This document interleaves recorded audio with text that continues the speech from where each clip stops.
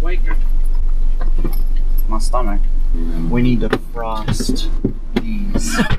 Otherwise, you're not gonna be able to see us. Yep. This one's fine though. If I have that, I'm like blinded. But I say we could just save it for the ride back. But I feel like just the vibe of on the way to work in the morning, when you're waking up at the butt crack of dawn, driving to work. You know what I'm saying? Something like that. I was actually pretty shocked how the roads were this morning. I know. I came around one corner by our place where legitimately the tires were spinning enough you could hear like that. So I was like, what is going on? Been up since like 3:30, so. You know what? It's a coffee bang kind of day. I was like wide awake. I figured it's gotta be close to time, followed by I couldn't find any comfortable position, so there was the typical I'll lay on this side, I'll lay on that side, I'll drop my stomach, I'll lay on my back, I'll look like a freak if I try and do one of these motifs laying on my back. You could only drive one car for the rest of your life, what would you pick? Jared would 100% pick the Prius. Got him! Don't knock anything until you try it. I tried it. It's not worth it. Priuses are junk. Jared would 100% take an S10 for the rest of his life. I would argue to say early 70s Chevelle, but I would not complain with an S10. See, you have such a love for Jettas, but I feel like you would choose like an 80s Rabbit pickup truck. A 21 window bus. VW microbus, that is. I guess that's right, you like those. That would be my jam. With an EV. It's been done. We're going to do a TDI swap to it. Because those things stock are not great. So the original Beetles were all air-cooled. I think it's a similar motor to what was in that. It's not nearly as bad. What up? It's Prius. Speaking of a Prius. Yo, we should actually just call these the What Up and Ups. Do you have a name for your current car or previous car? What's the story behind that name? Our current car is the Jetta Camino. It's a 03 Jetta TDI wagon. It was called the Yeti for a hot second, and then it became the Jetta Camino because I saw a video of somebody taking a Jetta sedan and cutting the back end off and turning it into a Camino. But I like the name well enough that there it is for my Jetta wagon. So in other words, because of the name, it's destined to get the back ripped off eventually.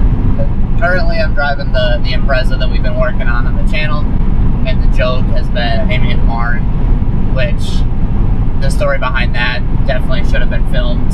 When I had the Prius, it broke down the one day we decided to take it to work, which, just for closure, we drive about 50 miles to work both ways. Within like 15 miles of the trip, all the lights like shuddered and basically sounded like it dropped the first gear while going 70 down the expressway. And we pulled off on an exit called Marn and just sat there at a church waiting for the Prius to figure out life so we could hiccup it back to the Jetta Camino. So even with all that, we still made it to work on time. And we, with like 2 minutes to spare. The only vehicles that I've ever had that I like really daily drove for a hot minute was a couple S10s, and it was literally just Blue Turd 2.0 and Blue Turd 3.0 because they were all the same color. I just like how you love S10s, but you called all three Blue Turd. They drove better than they looked. I mean, this Prius is all over the road right now. Well, that leads us to our next question. If you could eliminate one car from ever being produced, what model would you pick? Alright, next question. I don't think I would choose Prius though. So here's the thing, you spend a good amount of money on a Prius, you're going to have a good running vehicle. Toyota knows what they're doing. I happened to spend $1,000 on the most clapped thing since Applause. It was a piece of junk, so there's no wonder that I was having issues with it, but people that get Priuses love them. I'd get rid of the Aztec. Either the Aztec or who makes the Cube? Definitely take the Scion over the Nissan Cube. It's got the wraparound window in the back. That's what I'm talking about. That's ugly. What you get rid of? I don't know. I'd have to like sit down and look at some cars. And Oh my goodness. Specs out of the picture, just complete visuals. You say S10, you can walk. Here's our next stop. Rest area. I don't know. Like, there's a part of me that's like the early 2000s Ford Taurus. It just looks like a butt that you see rusted out everywhere on the road. And the suspension is like, it looks like somebody slammed it. There's just, That's just nothing stock. left.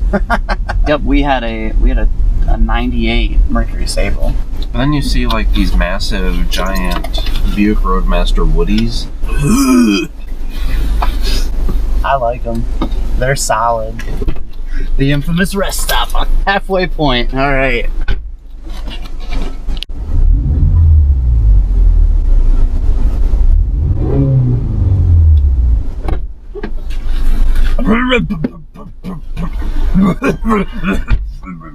I come back very great information. I'm interested. Comes out of a rest stop bathroom with great information. Yeah. The stock motor for a bus. Oh, did some research. 53 horsepower. Alright, I'll read the last one before we go. What car do you think is the sexiest car ever built? 21 for the bus. Final answer. They definitely had something going with that nobody else had. We all know you'd pick a Prius. Oh my Or gosh. an Aztec. Oh my gosh. Imagine a Aztec Prius hybrid. hybrid. That's kind of scary. Okay, that's not the question though. Sexiest vehicle ever built? What's the most scariest vehicle ever? Pretty much any car that I purchased for under $1,000. Early 70s Chevelle. That is probably the best look of a car. Either early 70s Chevelle or a late 60s Nova. I would be your typical Mopar guy and say a 69 Charger with a piano black gloss. So my goal is to never daily drive like a typical manufactured car. I want to build a car, late 60s Nova or an early 70s Chevelle with carved GM crate engine, which is kind of where the whole donuts thing came around, was the fact that I don't stick with a vehicle. Trying to make a YouTube channel working on cars, I would literally have to like get people's vehicles and people would have to trust me to work on their vehicles on a weekly basis, but I typically have a vehicle that needs work done. every single weekend there's something that needs to be done. Here's a question that you will probably have the answer to. Why is it all older Chevy trucks? You see, they should be like this. Yep. And they're instantly. Used and abused, rusted supports. So the frame is totally fine usually, it's just the actual bed supports are just falling. I had a crazy road rage moment once inside the Cutlass, and it was the perfect time for the horn to go out. And literally was like, like Sarah was in the car and she was losing it. Like we were both getting like pissed off, somebody cut us off. Like all of a sudden we weren't pissed off anymore. I mean I was, because my horn was gone, but Why don't you just modify it to sound like a machine gun? we just do that with the exhaust. Pop, pop, pop, pop. Oh, that was the That was just like a forward with the chainsaw. Blood of masculinity, crank it loud. You basically had the masculinity crisis of it, and you couldn't take the hate you were. I was like, he was like, so why'd you get rid of it so fast? Was it because of all the jokes and everything? I said, well, he's like, well, you kind of did it to yourself. Like, I didn't post about it any more than I post about other vehicles. Like, anytime I get a vehicle, I'm doing stuff to it. I'm enjoying it, so I make posts about it. So, of course, I happen to make posts about what I was doing with the Prius. Straighter than straight pipe.